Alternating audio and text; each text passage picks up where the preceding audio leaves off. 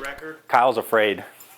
That doesn't happen very often, for the record. But I think this is only happening because in the coaching office the other day, I educated Brandon on where his lat insertion was. And now he's going to educate me on how messed up my intercostals are. Okay, that's not exactly how it went.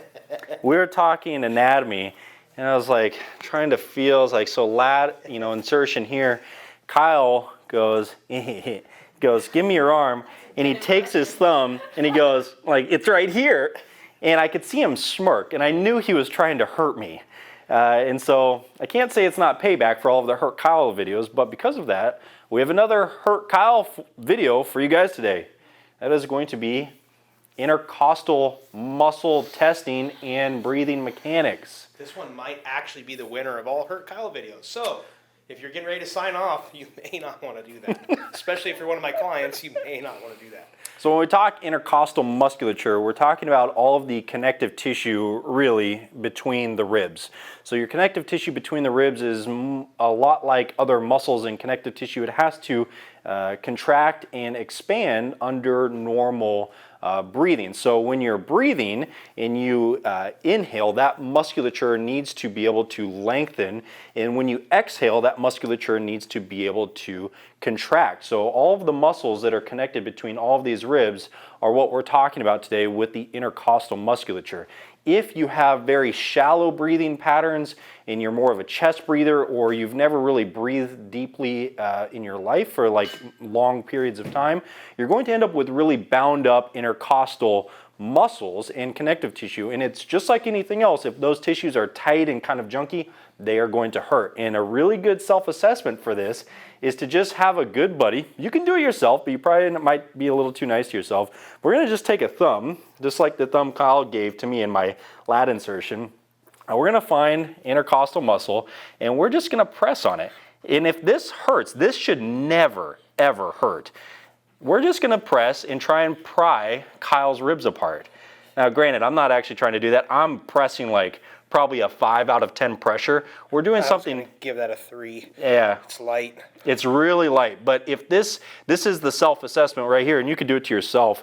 If you take thumb, you push it into those intercostal muscles, you can tell if they are tight too much. Like I'm pressing about twice as hard. Mine are a little bit tender right now, but I'm not doubling over. If you have a really locked up rib cage, like Kyle's kind of tight today, you're gonna want to double over when someone does this. Now I don't have to do it super hard to Kyle. Kyle's a pretty tough guy. He's a black belt in some MMA discipline, MDP I think, and he's a pretty tough guy. But if these muscles are really, really tight and locked up on you, it's going to unfortunately hurt Kyle. So that's a problem. It's a problem because we need to breathe fully if we want to breathe, have more oxygen intake, better circulation, and for strength athletes, more and better quality intra-abdominal pressure. Because if our rib cage is not moving properly, it more than likely means that diaphragm is also not moving properly. And in that situation, diaphragm doesn't move properly. We don't create as much intra-abdominal pressure as we otherwise could, which if you just watched our belt video that we did live, you would know how important that is. So there's a few fixes for this, and it's unfortunately it's a very painful fix, but it's something that you can fix in like 15 minutes. There's a few different ways we can do it. The first way is to take our rumble roller here, or an AccuBall. We'll take that rumble roller. We're gonna get Kyle on the ground, but we'll show him where we're at here, Kyle. We wanna take rib cage, and we wanna take that rumble roller and go all the way through the rib cage and really try and get into any area that felt like absolute death, as Kyle just did. Now, you are going to get a little bit into some of the muscles on the lateral side of the rib cage and on the back of the rib cage if you go too far, and it might seem like really tight and junky, which is fine. You probably need to work it too. But we're really talking about working this rib cage connective tissue in this drill. So we'd roll on that there. Kyle give it a few passes. We won't go for the full extent that Kyle would need to actually improve it. If this is something that's really tight and junky on you, you're going to have to do this probably for 10 to 15 minutes. You really need to do this until it stops hurting, which is just going to take however long it takes. I would highly recommend while you do this to breathe deeply and to try to modulate your breathing to better facilitate more expansion and contraction of the rib cage. You can do breathing drills such as 90-90 breathing, prone breathing, round back breathing, even a breathing drill where you, and we can show this, Kyle, where we actually facilitate movement of the rib cage.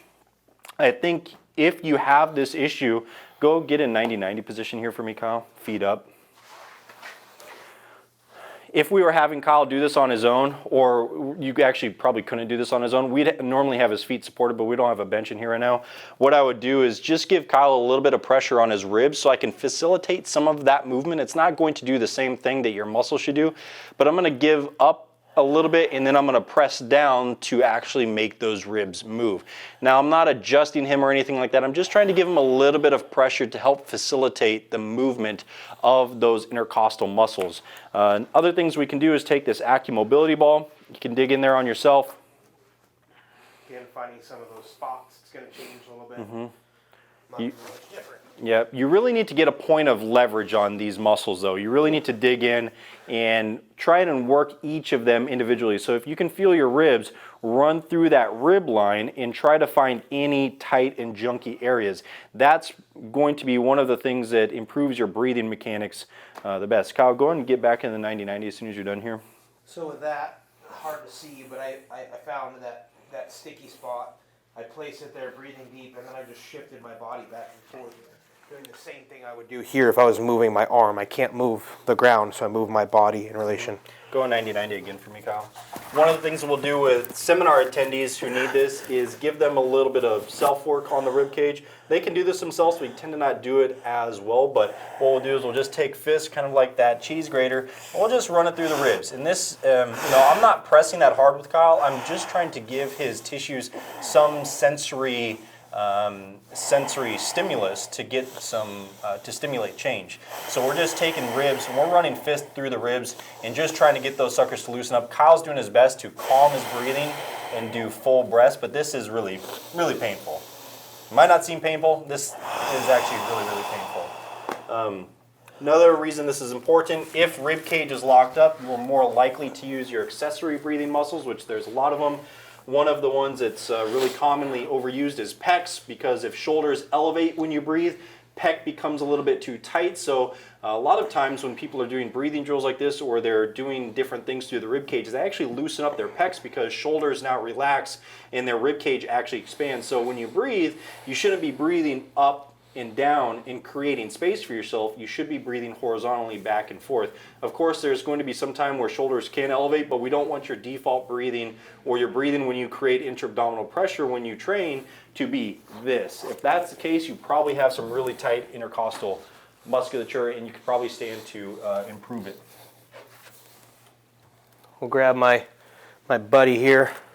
Talking ribs. When they attach on the spine here, we'll keep this pretty simple, but they should move and articulate. There's a couple joints they actually attach. And the skeleton doesn't move really well, but you can see each one moves. And this should be true for our body. Each individual rib should articulate separate of the other ones. And the spine, of course, neck is better in this example. They should articulate independently of the others. When we get to the front side of the body, this is a pretty good representation. You have bony structure, bony structure. This is all cartilage. And this is pretty spongy, even on the skeleton here. There should be some expansion through this individually here. Ribs aren't quite that soft, but they should be pretty soft. The reason I point that out is because there should be movement independently. Someone like myself, especially right through here on both sides where it's just stuck, it would be like my hand moving like this. It's not articulating well independently. Same thing on the back side. It's just kind of glued together so it's moving as a big unit.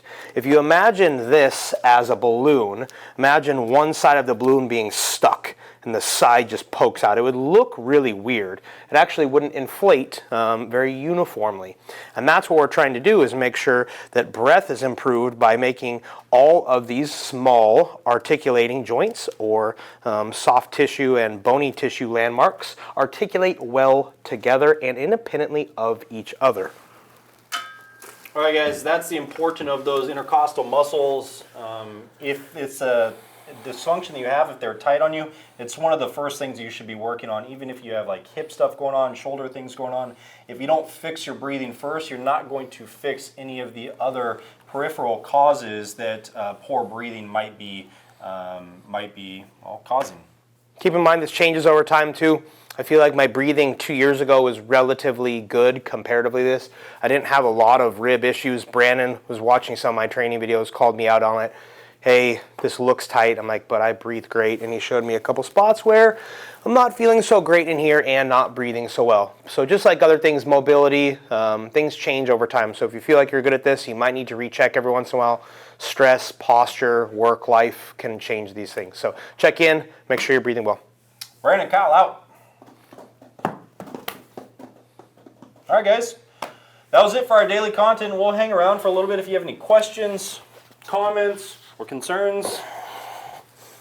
Kyle's going to hang out, work on his ribs a little bit. This is the bad side too. That's the bad side.